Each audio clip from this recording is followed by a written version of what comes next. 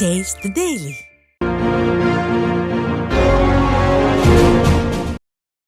கோவையில் பக்ரீத் பண்டிகையை முன்னிட்டு ஜாக் பிரிவைச் சேர்ந்த இஸ்லாமியர்கள் சிறப்பு தொழுகை நடத்தினர். இறைவனின் தூதரான இப்ராஹிமின் தியாகத்தை நினைவு கூறும் வகையில் இஸ்லாமியர்கள் பக்ரீத் பண்டிகையை கொண்டாடி வருகின்றனர். இந்நிலையில் கோவை குனியமுத்தூரில் உள்ள ஆயிஷா மஹால் வளாகத்தில் ஜாக் அமைப்பின் சார்பில் நடைபெற்ற சிறப்பு தொழுகையில் ஆயிரக்கணக்கான இஸ்லாமியர்கள் பங்கேற்றனர்.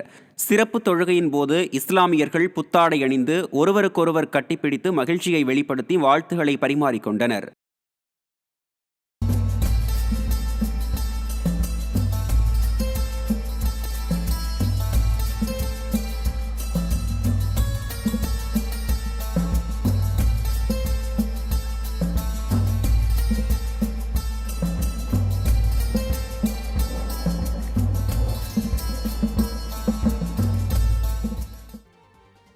பக்ரீத் பண்டிகையை முன்னிட்டு தமிழகம் முழுவதும் பல்வேறு இடங்களில் ஆடுகளின் விற்பனை படுஜோராக நடைபெற்றது.